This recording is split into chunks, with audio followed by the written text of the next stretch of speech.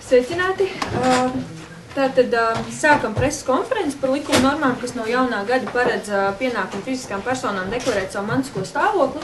Un es izstāstīšu īsti par norisi. Tātad sākumā būs Saeimas budžeta finanšu nodokļu komisijas priekšsēdētājs pastāstīs, tad pēc tam jau sīkāk finanšu ministrijas parlamentārā sekretāra Karina Korna, un pēc tam varēsiet uzdot gan jautājumus, gan arī kādam būs vēlme pēc individuālām intervijām. Tā kā lūdzu vārds budžeta komisijas priekšsēdētājiem. Jā, labdien visiem klātesošiem. Gribu pateikt, ka pagājušā nedēļa ir noslēgusies liela darba sadaļa, kas attiecās uz personu mantiskā stāvokļa sākotnējo deklarēšanos, un praktiski šī saima ir pabeigusi vairāk nekā 15 gadu darbu, lai pieņemtu šādu likuma projektu. Šis likumprojekts izstrādāts ir iepriekšējā saimā, iepriekšējā valdībā, un pabeidz pēdējā lasījumā pieņēma šī saima. Šis likumprojekts ir nepieciešams, lai papildinātu sistēmu, lai varētu konstatēt fizisko personu mantisko stāvokli, kas kalpot par atskaites punktu godīgākas un taisnīgākas sabiedrības attīstībā. Likumprojekts sastāv no 3 galvenajām komponentiem. Tā ir sākuma deklarēšanās, tā ir skaidrās naudas iemaksas un tā ir legalizācija, kura parādījās likumprojekta 2. lasījumā konceptuāli. Un es domāju, tad par legalizāciju sīkāk pastāstīs man kolēģi Karina Korna, un es varbūt sīkāk varētu pastāstīt par sākuma deklarēšanos, bet ņemot vērā plašu sabiedrības iesaisti šajā procesā un ļoti svarīgu lomu, ko spēlē mēdī, lai informētu par šo lietu, tad Karina varbūt varētu sākumā arī mazu prezentāciju sniegt par šo likumu, un tad jautājumu, kas attiecās uz sākuma deklarēšanos, tad es atbildēšu, un uz legalizāciju tad Karina. Lūdzu.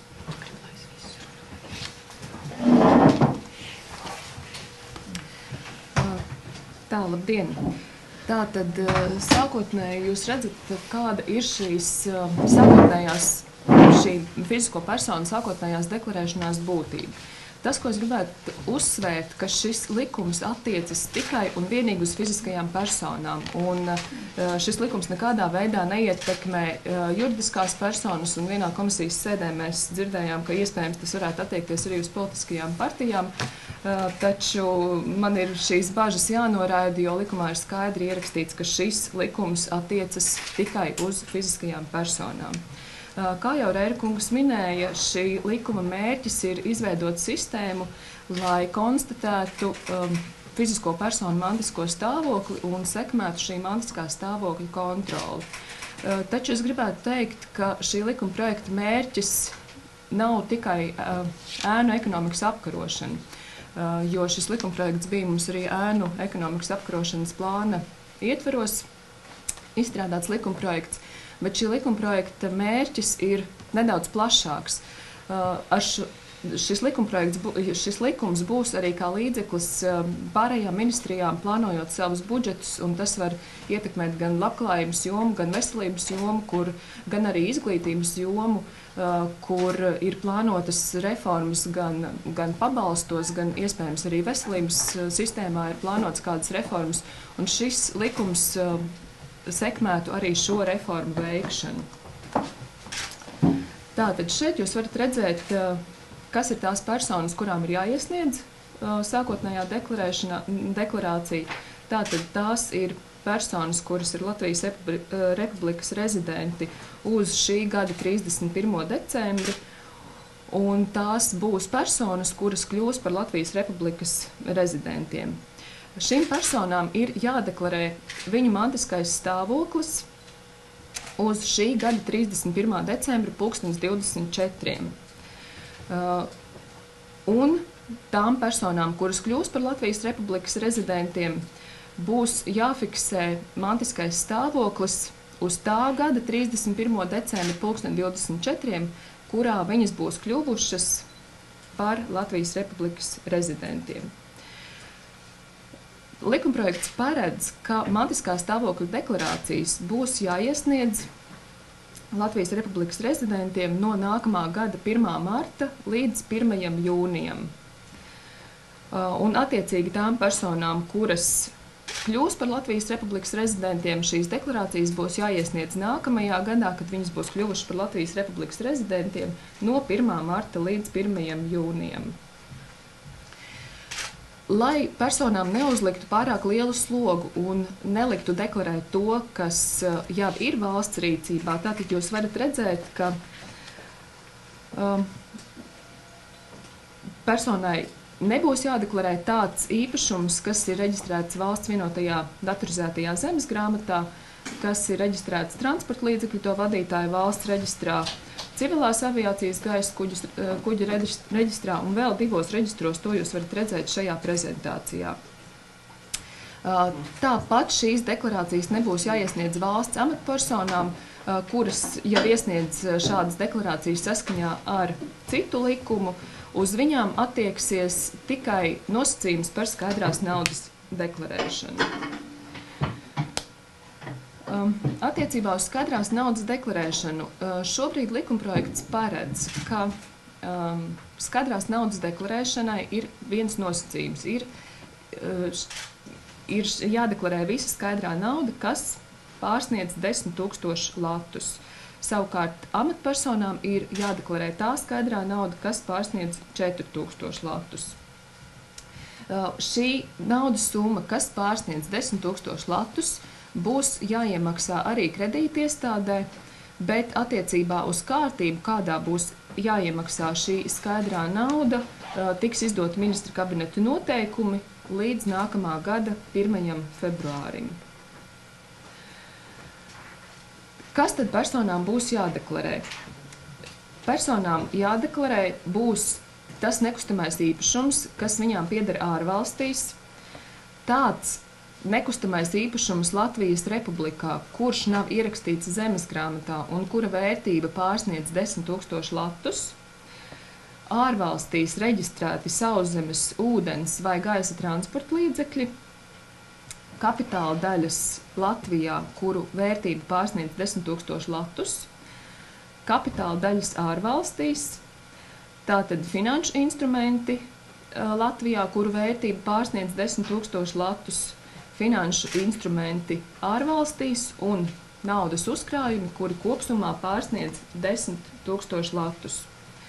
Tālāk jūs redzat, ka arī privātajos pensiju fondos uzkrātais kapitāls, kas pārsniedz 10 000 latus, ir jāreģistrē. Neatmaksātie aizņēmumi un aizdevumi, kā arī citas parādsaistības un citi prasījumi Latvijā un ārvalstīs virs 10 000 latiem. Un tad ir viens nosacījums, vēl paplašināts nosacījums, ja personas īpašumā ir jebkāda cita vērtīga manta virs 10 000 latiem, piemēram, ja tie ir antikvāri priekšmeti, tās ir antikvāras kolekcijas, dārgmetāli vai cits īpašums, kas pārsniedz 10 000 latus un var ietekmēt personas mantisko stāvokli, arī šāds īpašums ir jādeklarē.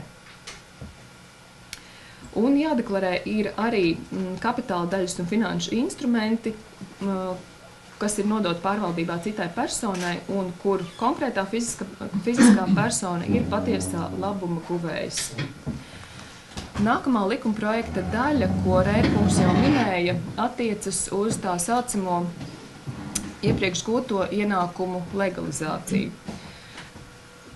Tātad fiziskai personai ir tiesības deklarēt tos ienākumus, ko viņa ir guvusi no 91. gada 1. janvāra līdz 2007. gada 31. decembrim, un par kuriem nav nomaksāts iedzīvotāju ienākumu nodoklis. Šeit es gribētu uzsvērt, ka ir jādeklarē tikai tie ienākumi, no kuriem personai bija pienākums maksāt iedzīvotāju ienākumu nodokli.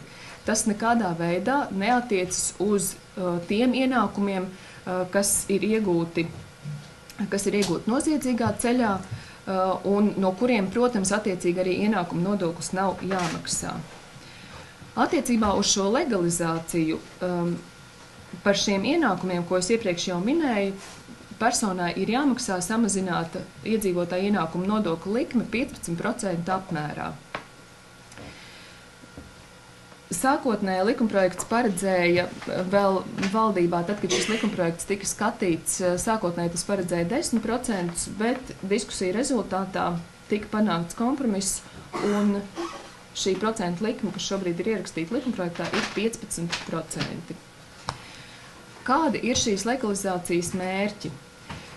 Iepriekš gūto ienākumu legalizācija un nodokļu nomaksa, tātad šīs legalizācijas mērķis ir piesaistīt uzņēmēju darbībā to naudu, kas šobrīd tiek izmantota nereģistrēta darījumu veikšanai, proti šo naudu no pelēkā sektora pārcelt uz balto ekonomiku, ja mēs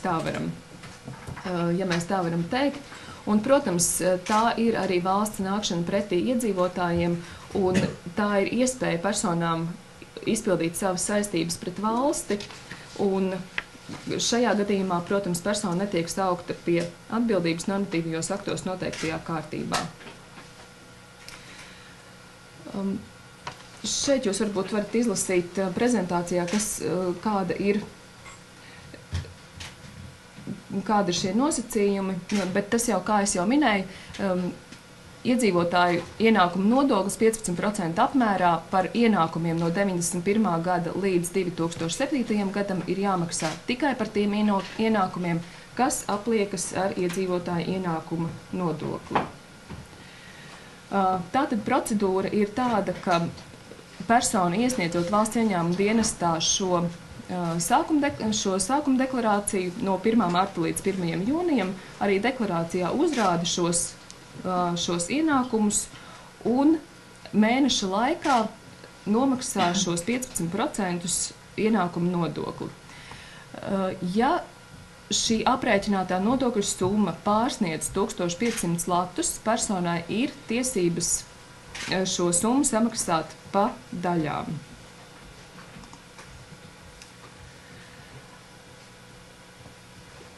Tad vēl likumprojekts paredz, protams, arī atbildību gan par deklarācijas neiesniegšanu, gan par apzināti nepatiesu ziņu sniegšanu šajā deklarācijā, un mums pašreiz ir paredzēta atbildība gan administratīvo pārkāpumu kodeksā, gan krimināla likumā par šādām darbībām. Un šeit jūs varat redzēt, ka valsts ieņēmuma dienesta klienta apkalpošanas centros tātad personas, kurām ir jautājumi, var saņemt šīs konsultācijas. Likums arī paredz, ka šīs konsultācijas valsts ieņēmuma dienests sniedz bez maksas un palīdzēs gan šo deklarāciju aizpildīšanā, gan arī atbildēs uz dažādiem jautājumiem. Un jūs redzat, ka vidu konsultatīvais tālrunis ir 1898. Lūgums gan būtu nezvanīt uz šo tālruni šonedēļ, jo likums stājas spēkā tikai nākamajā nedēļā, un pēc tam, kad likums stāsies spēkā, tad valsts ieņēmuma dienests arī atbildēs uz visiem jautājumiem. Tas man būtu īsumā viss. Es vēl gribētu piebilst, ka šis likuma projekts tika izstrādāts ļoti intensīvā darbā. Gribētu pateikties arī Finanšu ministrijai, pateikties dienestiem, knābam, valsts ieņēmumu dienestam, nelikumīgi iegūto līdzekļu birojām, ģenerāla prokuratūrai par ļoti produktīvu sadarbību, un arī parlamentā šī virzība bija jūtama un nebija redzama neviena mēģinājuma torpedēt šo likumu vai veidot tādu situāciju vai iestrādāt tādas normas, kas padarītu šo likumu par neizpildāmu. Lūdzu, mēģi pārstāvi jautājums, stādieties priekšā. Zana, man šeit atkal vēl. Gribēju pajautāt, piemēram, ja cilvēkam Latvijā mājās glabājas 9000 latu, viņam ir arī, teiksim, dārglietas, 8000 latu, un vēl kaut kas ir, nav 10 000, bet ir zem 10. Un šo te kopā saskaitot, tas ir virs 10 000. Vai viņām tas nav jādeklarē, vai arī tomēr tiek skaitīts šīs te pozīcijas kopā? Tātad dārglietas un pārējās vērtības ir atsevišķa pozīcija, kur cilvēks var brīvprātīgi deklarēt. Ja? Līdz ar to, ja cilvēks uzskata, ka viņš šīs lietas nerealizēs vai tas šī deklarēšanās nepasliktinās viņa situāciju nākotnē, tad viņam nav jādeklarējās. Un gribu piebilst, vēl varbūt tas neizskanēja, ka persona var brīvprātīgi deklarēties, ja arī neatbilst šiem te kritērijiem, ir iespēja deklarēties brīvprātīgi. Piemēram, ja ir mazāki uzkrājumi vai biržās vērtspapīri par mazāku summu, tad ir iespēja deklarēties arī par mazāku summu. Ja es varētu varbūt papildināt, tātad tas, ko likuma 3. pants paredz, ka mantiskā stāvokļa deklarāciju iesniedz tā persona, kura atbilst vismaz vienam no likumā minētajiem kritērijiem. Sakiet, es tā ir saprotu, ja man ir 11,000 mājās, man jādeklarē 11,000 vai 1? 11 un 1 jāiemaksā ir bankā. Un otrs, vai ņemtie kredīti attiecināmi uz to informāciju, kas valstī pieejama? Valstī nav pieejama šī informācija, valstī nav pieejama šī informācija, ir privāta persona īpašums un ir pieejama tātad bankām un attiecīgi asociācijām. Šī nav valsts veidota datu bāze. Līdz ar to ir nepieciešams reģistrēt deklarāciju, ja jūsu aizņēmums ir lielāks par 10,000. Un šeit es gribu atgādināt, ka nevis sākotnējā aizņēmuma summa, bet aktuālā aizņēmuma summa. Tad, ja man ir kredīts bankā par dzīvokli, joprojām šobrīd dzīvoklis reģistrēta zemes grāmatā, man šī summa, kas man nav atmaksāta, ir jādeklarē. Jā. Ja viņi ir lielāki par 10,000 latiem. Un kāda ir tie sodi, ko es pieminēju administratīvo kodeksu, administratīvo pārkāpumu kodeksā un krimināla likumā? Tātad krimināla likumā ir vairākas daļas. Tur ir sots brīvības atņemšana uz laiku līdz 2 gadiem, uz laiku līdz 4 gadiem vai piespiedu darbs. Un panta 3. daļa paredz sodu brīvības atņemšanas laiku līdz 6 gadiem. Taču arī administratīvo pārkāpumu kodeksā ir 159.8 prim pants, kur ir paredzēts naudas sods fiziskajām personām līdz 50 latiem. Jā, jautājums ir tieši saistībā ar šo sodiem. Sodi ir diezgan bargi par nepatiesu ziņu sniegšanu. Ko tas īsti nozīmē? Cilvēks var aizmirst, var izdomāt, ja kāds iemesls, kas tieši draudēs cilvēkiem, kuri neiesniegs to, ko viņam vajadzētu iesniegt. Jo iemesli var būt dažādi, kāpēc neiesniegt. Tātad likumā ir paredzēts, ka attaisnojošu iemeslu dēļ ir iespējams iesniegt vēlāk šo te deklarāciju. Kas ir attaisnojuši? To jau uzskatīs valsts ieņēmuma dienests, un ja persona nebūs apmierināta ar valsts ieņēmuma dienesta atbildi, tad arī tiesā šo var pierādīt. Piemēram, slimība, ilgstoša prombūtne, atrašanās jūrā, darba pienākumos vai jebkādi citi. Vienkārši šeit visus nosaukt nav iespējams. Un kļūda? Kļūdas ir iespējams labot 2 mēnešu laikā pēc iesniegšanas. Un likums, 3 mēnešus atvainojas, un likums arī paredz, ka sods ir par apzinātas kļūdas vai apzināti nepatiesu informāciju, jo sākotnējā likuma projektā bija pants, kas ir ierakstīts kā par nepatiesu ziņas sniegšanu, bet deputāti izlaboja un ierakstīja par apzināti nepatiesu ziņas sniegšanu ir atbildība. Tā ziņas, bet sakiet, kādā veidā kāds būs tas instruments, kā jūs konstatēsiet, vai cilvēks nav deklarējis antikvārus priekšmetus, briljantus, kas no mājās ir. Kā? Tad instruments būs valsts ieņēmuma dienestam un attiecīgiem citām institūcijām.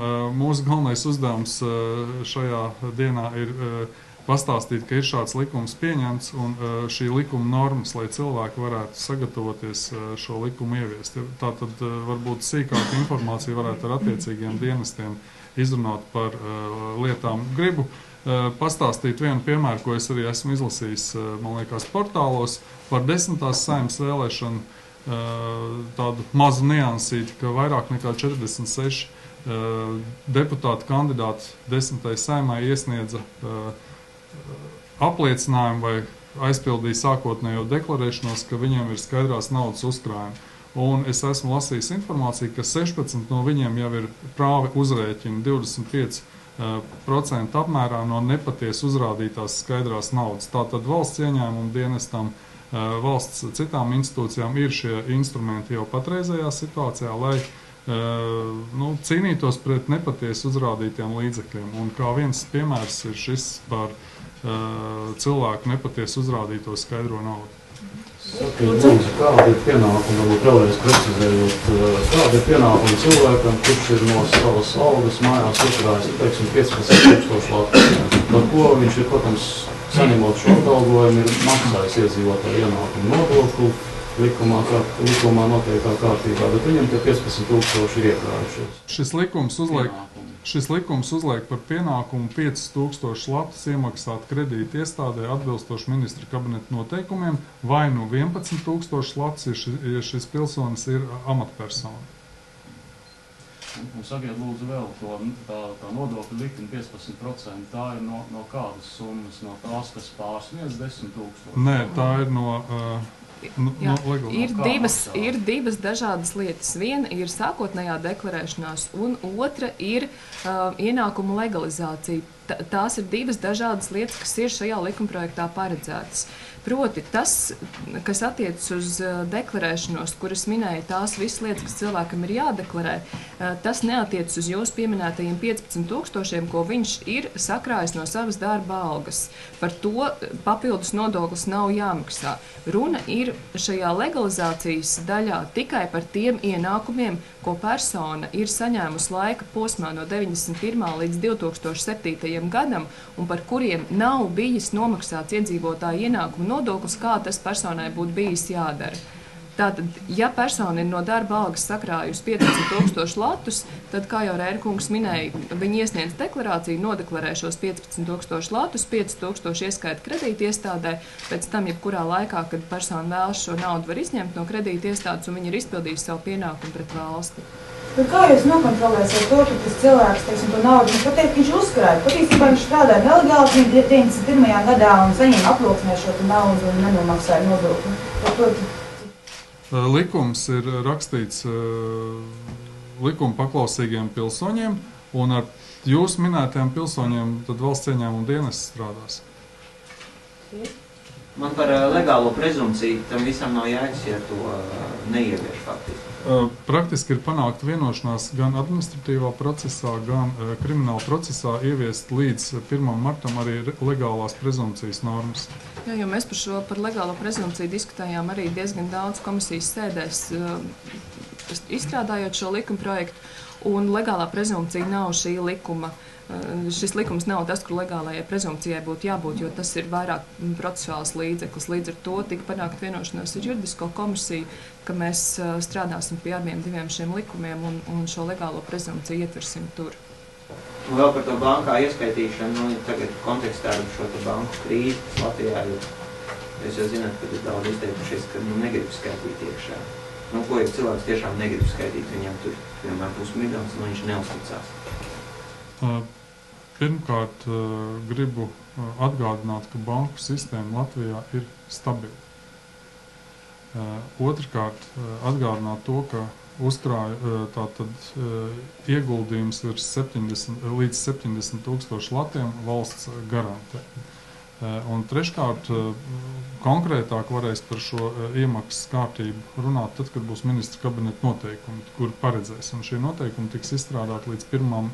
februārim. Ja? Un tad mēs varētu detalizētāk šo lietu apspriest, jo viens no piedāvātiem variantiem varētu būt, piemēram, bezmaksas iemaksa un naudas izņemšana valsts bankās, kas ir Citadele un Hipotēka un Zemes banka.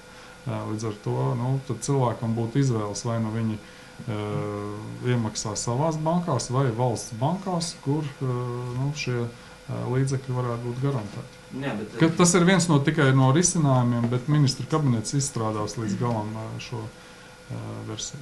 Bet depozīcija nav savu tad nav tajā gadījumā nav jāskaita. Vēl kādi jautājumi? Par cilvēkiem, kas dzīvo ārzemēs, tātad, ja viņam ir ārzemēs, viņš strādā, piemēram, uz Anglijā, un viņam tur ir pirkta mašīna par 11,000. Viņam ir jādeklarē vai nav? Tātad, ja šis cilvēks ir pilsonis un rezidents, te nedaudz atšķirās. Tātad liela daļa Anglijā strādājošo ir arī Anglijas rezidenti nodokļu aprēķins sakarā.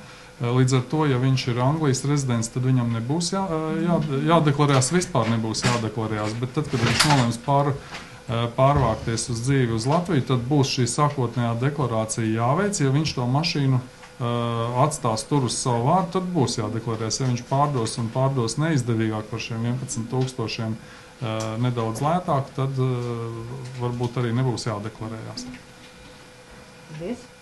Ir arī tāda daļa, kas tādā pelēkajā zonā strādā. Viņi joprojām skaitās rezidenti šeit, tad principā viņiem vajadzētu balsot likumā no braukt uz Latviju un iesniegt deklarāciju. Praktiski jā. Vai nu neiesniedzot deklarāciju, šie cilvēki apliecina to, ka viņiem nav īpašumu, kuri ir jādeklarē. Un nākotnē, veicot kādas darbības ar nekustāmiem īpašumiem vai transporta iegādi, praktiski varētu būt problēmas ar valsts ieņēmumu dienestu pierādīt līdzekļu legalitāti. Ja, bet personai tādēļ nav jābrauc uz Latviju šo deklarāciju iesniegt, jo deklarāciju var iesniegt arī elektroniskā formā un var iesniegt arī pa pastu. Līdz ar to nav obligāti personai jābrauc uz Latviju. To visu var šobrīd izdarīt arī savādāk. Vēl jautājums ir, jūs droši vien tad esat, teiksim tā, izmērījuši, kāds tad būs tas prognozējamais ienākums no visa šī projekta. Es tieši domāju valsts ieņēmumu ziņā. Tuvākajos gados nākamgad, pēc gada, pēc 5 gadu laikā. Ko valsts cer no tā visu nopelnīt, jo tas gal galā ir arī peļņas. Tātad prognozes budžetā ir līdzīgas nulē, un, teiksim, Finanšu budžeta komisija vairāk šo likumu uzskatīja nevis kā peļņas avotu, bet kā iespēju izlīgumam sabiedrībā un iespēju nākotnē dzīvot par saviem līdzekļiem, lai tomēr sabiedrības pārstāvjiem izdevumi būtu samērojami ar ieņēmumiem. Un budžetā nav plānotas papildus ieņēmumi. Praktiski to ir grūti plānot gan no legalizācijas, gan no vispārējās deklarēšanās. Tas ir pieņemams likums demokrātiskās sabiedrībās un ļoti rets valsts, kur šāda likuma nav. Un es domāju, ka mums varbūt liela problēma un izaicinājums bija tas, ka šo likumu Latvijā vajadzēja pieņemt jau 90. gadu sākumā no vienas puses, un tad ir jautājums, vai vispār ir vajadzīgs vai nav par vēlu. Tad tā atbilde ir tāda, ka labāk ir šodien nekā rīt. Vislabāk būtu vakar pieņemt, ja, bet labāk ir tagad pieņemt nekā rīt, un labāk ir aizparīt nekā vēl mēnesi pēc tam. Ja. Līdz ar to es uzskatu, ka šī likuma pieņemšana ir pamats. Nekādā gadījumā nav biznesa plāns, kā papildināt budžetu. Ja varbūt vēl var papildināt šo jautājumu, šo atbildi uz jautājumu, kāda ir plānota ieņēmuma. Tad jāsaka, šī likuma projekta mērķis bija pavisam cits. Šī likuma projekta mērķis nebija gūt ienākumus valstī.